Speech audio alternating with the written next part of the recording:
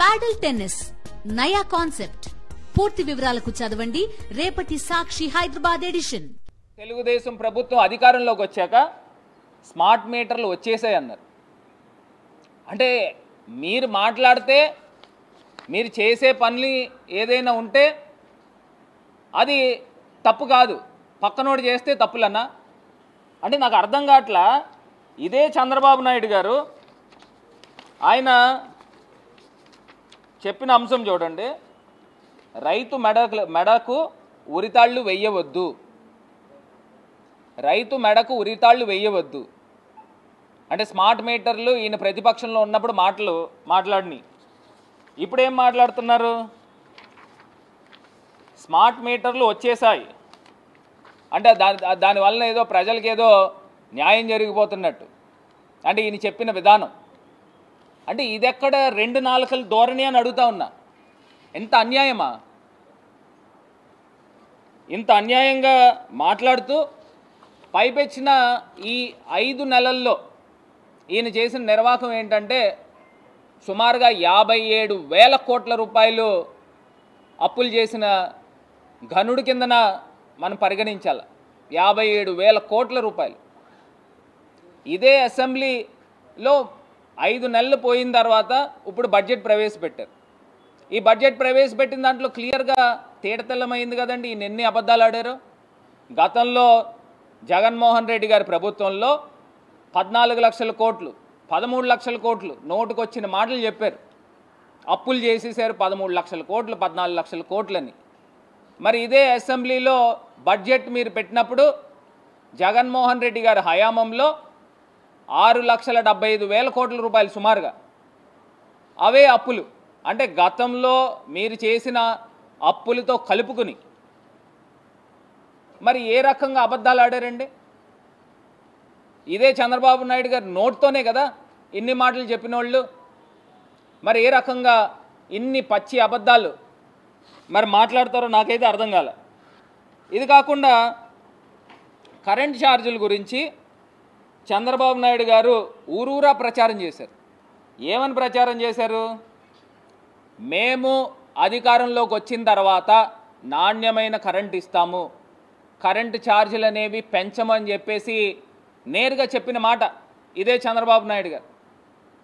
మరి ఆయన గెలిచిన తర్వాత మాకున్న లెక్కల ప్రకారం ఆయన 11,000 కోట్ల పైమాటే పెంచేదానికి ప్రణాళిక రూపొందిస్తూ ఉన్నారు.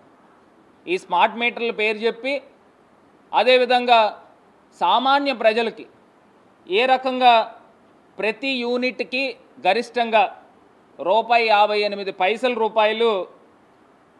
మరి నవంబర్ 15 నుంచి ఈ యొక్క కరెంటు ఛార్జీల యొక్క బాధుడు మరి చంద్రబాబు నాయుడు గారి ప్రభుత్వంలో వేయబోతూ ఉన్నారు. మరి ఇంతకన్నా అన్యాయం ఎక్కడైనా ఉందండి? అసలు స్కూళ్ళ పరిస్థితి ఏమైనాయండి? చిన్నపిల్లలకి మీరు కనీస పక్షాన ఏదైతే మధ్యాహ్న భోజనం పథకం అసలు నడుస్తూ ఉందా?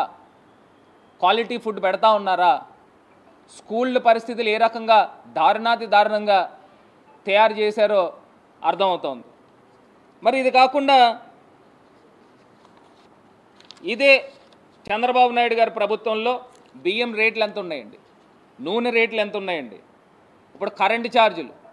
నిన్నటికి నిన్న సాక్షాత్తు అసెంబ్లీలో మరి మీ ఎమ్మెల్యేలు నేరుగా మాట్లాడుతూ ఉన్నారు.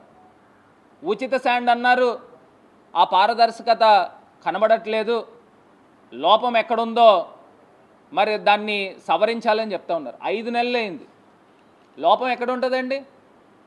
మీ ఎమ్మెల్యేలు అనుచరులు యథేచ్ఛగా ఇసుక అమ్ముకుంటూ ఉంటే లోపం అక్కడ ఉంటుంది. అధికారుల మటుకు ఏం చేస్తారు? అధికారుల పైన నెపం నెట్టేస్తూ ఉన్నారు. అధికారులు మాట వినట్లేదని. అధికారులు ఏమన్నా అమ్ముకుంటారా శాండ్ని? ఎవరు అమ్ముకుంటారండి శాండ్ని? మీ తాలూకా ఎమ్మెల్యేలు వాళ్ళ తాలూకా మనుషులు కాదా? సిండికేట్ల రూపేణా డైరెక్ట్గా చేసుకుని అమ్ముకుంటా ఉన్నారు. ఇదే మద్యం షాపులు డైరెక్ట్గా మీ ఎమ్మెల్యేలకు వాటాలు ఉన్నాయని వాళ్ళే చెప్పుకుంటా ఉన్నారు. వాళ్ళే మీటింగ్లు ఓపెన్గా పెట్టేస్తూ ఉన్నారు. ఈ లోపాలు ఎక్కడ జరుగుతున్నాయి? ఉచిత శాండ్ అని మీరు అసెంబ్లీ వేదికగా మీ ఎమ్మెల్యేలు మాట్లాడుతూ ఉన్నారు, ఆయన జ్యోతుల్ నెహ్రూ గారు మాట్లాడారు, వీళ్ళంతా మాట్లాడుతూ ఉన్నారు. మరి ఎక్కడ లోపం జరుగుతూ ఉంది? 5 నెలలు అవుతూ ఉంది అంటే వీళ్ళందరూ కూడా కాసు కూర్చున్నారు.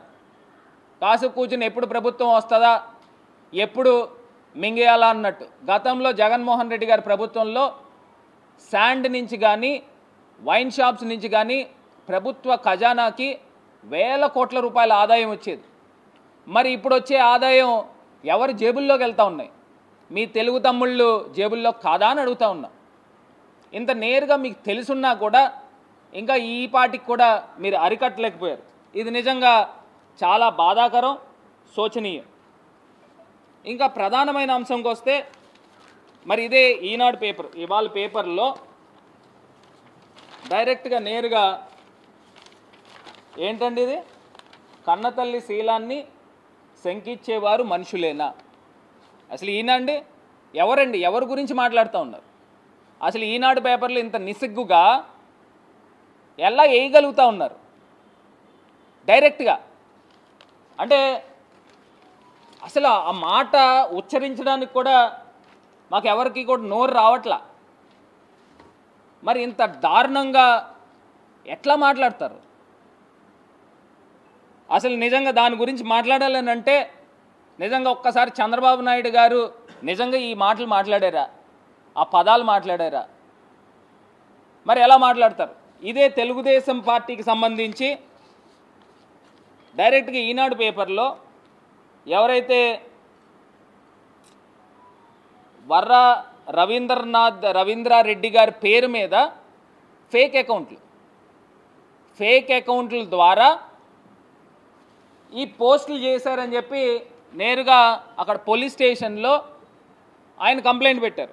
ఆయన కంప్లైంట్ పెట్టినప్పుడు ఆ ఏరియా డిఎస్పీనో మరి ఏఎస్పీనో ఆయన మాట్లాడిన మాటలు ఒకసారి పోలీసు వారికి కూడా మీడియా ద్వారా ఒకసారి ప్రజలకు కూడా తెలియాలి కాబట్టి ఒక్కసారి ఆ పోస్ట్ కూడా నేను చూపిస్తాను.